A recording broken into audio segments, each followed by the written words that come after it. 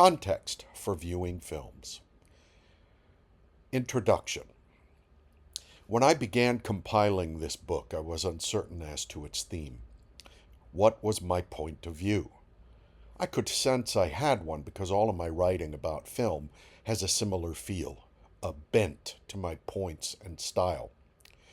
Clarity emerged because of two incidents. The first was reading The Film Music of John Williams by Emilio Odesino. The second was a conversation with a friend of my wife's. The latter conversation's details are lost to me now, but the flow of the conversation clarified why Odesino's book was important to my work here. Film music has been important to me from a young age. It was my rock and roll. While my siblings gravitated toward the Rolling Stones and the Beatles, I was drawn to Neil Diamond and the film music of John Williams.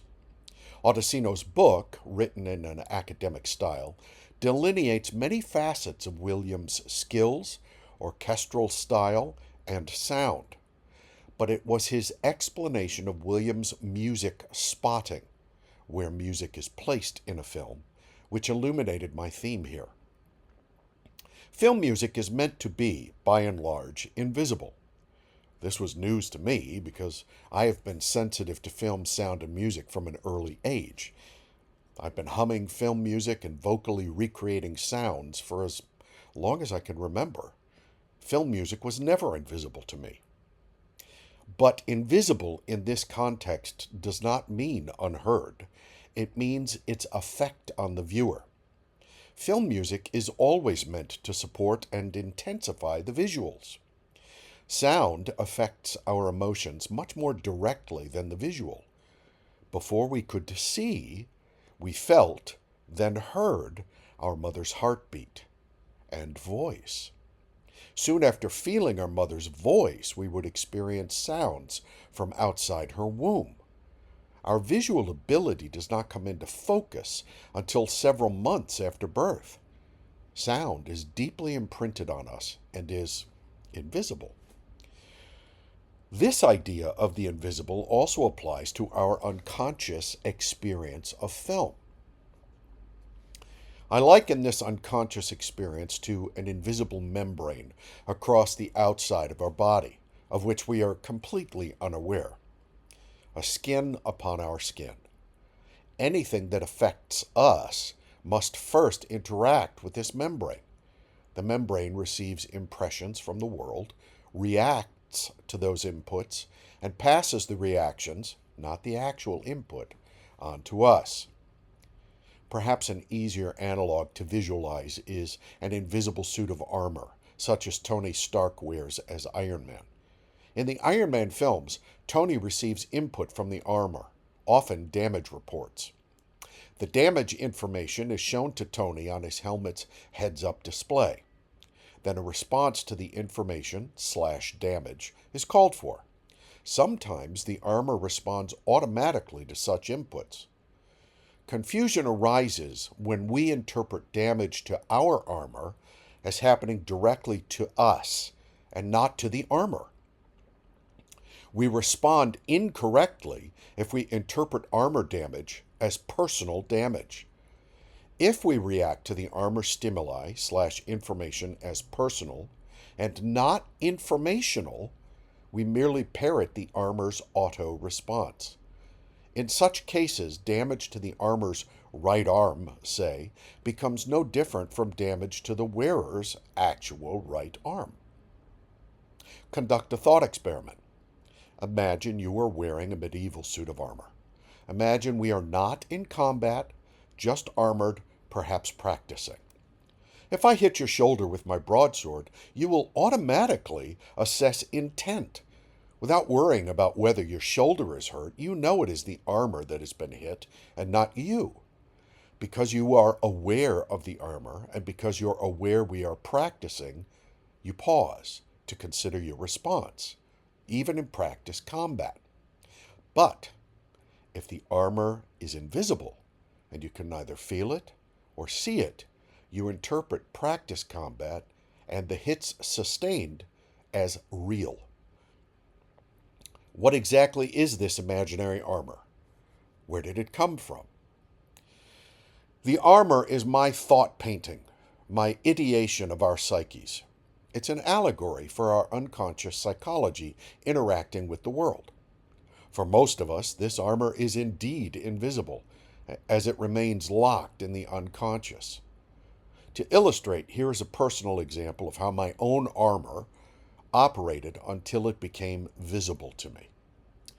During my early marriage, I would do things for my wife and myself, completing tasks for the two of us, for her, really, gave me the experience of, I have finished this project for you, wife. Come appreciate my efforts. My wife would come see what I had done and often offer ideas on improving or altering my work.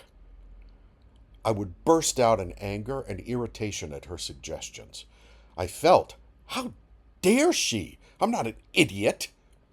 This was not my genuine response. It was my invisible armor, my unconscious, programmed by childhood experiences to feel her suggestions as criticism. They were an attack against which I had to fight back. My wife is not attacking me. If she was not attacking me, what was she actually doing? My wife was expressing her desire to partner, to complete projects together. But because my armor's programmed information was to see her suggestions as criticisms and attacks, I and my armor reacted as one, with emotional violence. Over time, and with much help, I learned to feel my armor's reactivity, to read the heads-up display as merely giving me information. But the information was now examinable. I could now see it as not my real response. It is merely my first response, my knee-jerk response. And if I do act on it, I will always react aggressively. Instead, I have learned to let that first response wash over me, through me, and die down. Then I look at the heads-up display and interpret what is actually going on, not what the armor feels is going on. Remember, it is trained, programmed, by my childhood to see her suggestions as an attack. But in actuality, my wife is not attacking me, so I must pause to take in what she is actually doing. I can then react to her intended actions of trying to connect and partner. Put in the perspective of experiencing films. When some straight white men saw Captain Marvel, they released an immediate and hateful vitriol online against the lead actress, Brie Larson. Since she is a strong, unattached white woman, they perceived the film as anti-white men. Because Captain Marvel does not smile often or try to act sexy or be pretty, she is seen as angry and unsexy. Worse, she never seeks the male gaze or male approval. Since the heroine is not a white heroic man, an analog for themselves, they see the entire film as bad and usually hide their sexism behind the film's deviation from the comics. Is their vehement response to Captain Marvel's perceived wokeness and anti-male agenda real or accurate? Or is their response coming from their programmed unconscious? Is their sexist white male armor intercepting the film first and telling them how to respond? What might happen when their personal invisible armor, their responsive unconscious, becomes visible? How might they respond to the film if they realize their feelings of inadequacy and lack of representation have everything to do with them and their experiences growing up, the things which built and programmed their suit of armor? Another area I explore in these essays are the rules of story and storytelling. I find it difficult to sit quietly as filmmakers make lazy story choices, or bungle a story with pedestrian story beats, dialogue, and resolutions. For example, Interstellar by Christopher Nolan is a pretty perfect film. It was clear the first time I saw it that he had created a spiritual or thematically aligned successor to 2001 A Space Odyssey. One of the key factors to 2001 A Space Odyssey's artistic success is that whatever the monolith actually is remains a mystery. There's a wonderful historical production detail concerning this aspect of 2001. Kubrick was going to show us the aliens, but Carl Sagan convinced him otherwise, because anything Kubrick could possibly imagine would be wrong. Thus, part of the credit for 2001's iconic story success is Sagan's. Kubrick apparently left the meeting with a lifelong distaste for Sagan. I suspect because Sagan had the temerity to suggest Kubrick's creative choice would be the wrong one. It seems Kubrick was not alone as an egoistic creative who hated when their great ideas are made better by others. Interstellar presents us with its own scientific mystery. A wormhole near Saturn. Where did the wormhole come from? Why was it put in place? The whole film proceeds from that single mysterious aspect, accepted as a mystery. It just is, and is therefore dealt with as a reality. Its reality remains in our mental background as we experience the story. Later, that mystery is deepened when TARS and Cooper drop past Gargantua's event horizon and are not spaghettified. Rather, they drop into a tesseract created, we assume, by the posited, mysterious whatever which created the wormhole. However, in the climactic moments of the film, Cooper makes a pronouncement, couched as a realization, his aha moment. He says, "Not they, TARS. Us. They didn't send the wormhole. We did when we have evolved past three-dimensional space." In the theater, I blurted aloud, "No!" The statement, "it was us," robs the film of all of its scientific credibility, showing, quote, "any science that is sufficiently advanced will appear as magic to us," unquote. It robs the audience of the archetypal, mythological journey to and through a mystery aided by the unknown. It robs us of the ambiguity and questioning afterward.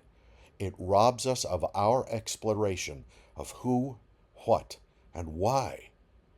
Instead, it gives us a happy ending, with all things explained. In doing so, it drops out of the thematic stratosphere of Kubrick's 2001. It also, probably unintentionally, promotes the myth of, quote, "we pulled ourselves up by our technological bootstraps," unquote. It strokes humanity's ego. Just another version of, quote, "mankind is so great," unquote, story.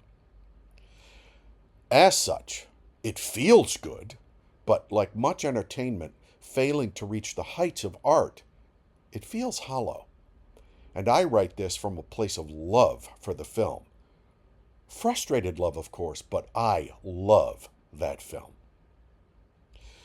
When interacting with the world, our questions need to be, why do we respond in any particular way? Is our personal response accurate? According to whom? At what point does it matter? What happens to discussion when we demand our perception be the only infallible and correct one? What happens to any other person's experience when ours is deemed dominant, correct, and infallible? Using the armor metaphor, what happens when the information in our heads-up display is seen as the only truthful and accurate one? Tangentially, people mistakenly insist that because they like a film, said film is good, of high quality. They insist on this outlook even though all critical and professional thoughts on the same film may be screaming it is absolute crap. Is there a way to determine a film's quality outside of our personal preference. Why does that even matter? Learning to differentiate between a personal response and a measured artistic one, that is, a considered response based on established tenets of quality as determined by people who know more than ourselves, is an important skill set to have in many aspects of our lives. It is a skill set useful not just for film, but about any response we have to what affects us in the world.